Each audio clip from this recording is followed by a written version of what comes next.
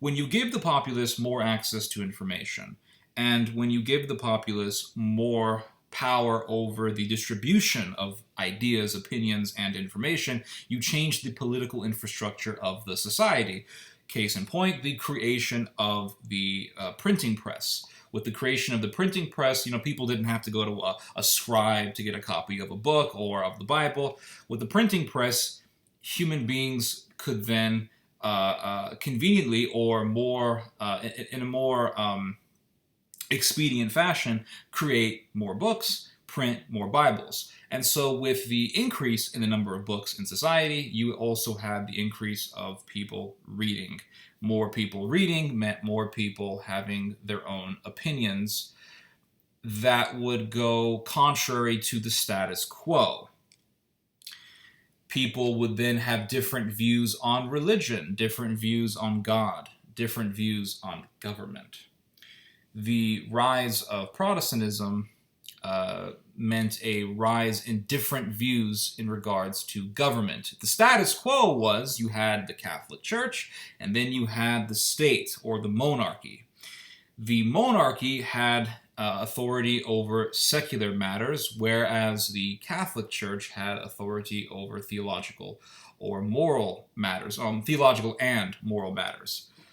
The monarchy could not get involved in theological or moral matters, but the monarchy had to protect orthodoxy and morality. That was the Catholic social structure, that was the Catholic establishment and status quo. But when you had people reading different books, that meant people having different ideas. You had people reading books that went contrary to the status quo. People then had different opinions. And then you had enough people who had different opinions, and you had violence, tensions, conflicts, and wars. You had the Kappel Wars in Switzerland, the two Kappel Wars in Switzerland between the Catholics and the Protestants. You also had the 30 Years' War. There were many different wars of religion that went on in Western Europe. There was a pretty violent and long one that took place in France.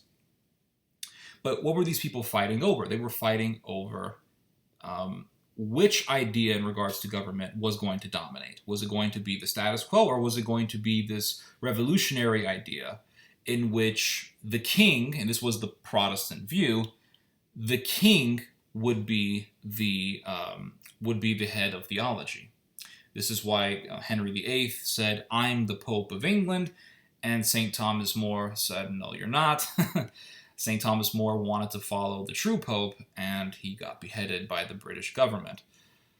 What was happening? You had a conflict between two ideas. One being the status quo, and one being the ideas of a bunch of rebels who were backed by some very wealthy and powerful people. With the rise, or with the emanation of new ideas that were contrary to the status quo, you had rebellions. That's what this sort of thing leads to. People also who were not qualified to teach theology began teaching theology. They began to start cults, and things like this were going on in the medieval period. But a lot of this stuff rose quite intensely during the Protestant Reformation, different sects. It wasn't all just Martin Luther. There were different cults popping up in Germany, very iconoclastic cults, cults that were against Catholic icons, the Eucharist, things like that. So with the distribution of ideas, and also with allowing people who aren't qualified to teach to be teaching, you spread opinions that are contrary to the establishment, and therefore, by doing that, you are altering the very status of the society, the very state of the society. So, for decades, how did people get their information? In the modern era, right? Well, before radio and television, people read the newspaper, people read books. And that's how people got their information. That information was filtered by really an establishment that had control over these matters. Then you had radio and television, and pretty much the same thing was going on. Radio and television made spreading information a lot easier because you didn't have to go through a printing press, and you didn't have to read a newspaper. You could just turn on the television and receive your information, or you could just turn on the radio and receive your information. But nonetheless, these outlets of information, these conduits of information, were controlled by an establishment. You can't say this, you can't say that, you can't say this, or, we have to fact check you. Did everything you say get fact checked? Was everything that you said factually correct? The establishment was there not only to make sure that you, kept to the status quo, but that you maintained veracity, that what you were saying was factually correct. And also, these sorts of outlets were used to spread the propaganda of the government or governments. This report here says that this intelligence information has informed the U.S. government that Iraq has weapons of mass destruction or something like that. So there were pros and cons to this system. The pros was that it was controlled, and very insidious ideas weren't going to get spread out. Ideas like racism, eugenics, things like that. There was some control. At the same time, the con was that if the government wanted to lie to people, it was very easy to do so because the establishment media made sure that they would spread those certain messages. Propaganda, supporting some kind of a war, things like that.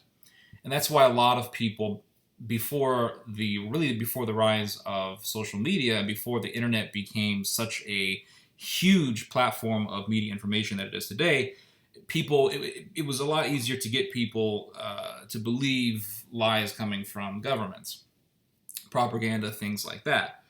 Nowadays, it's a lot more difficult because of social media. Now, here's the thing. With social media, what happened? You got rid of the gatekeepers. The gatekeepers are still there, right? But they're mainly in control of mainstream media outlets. With social media, everyone is a journalist.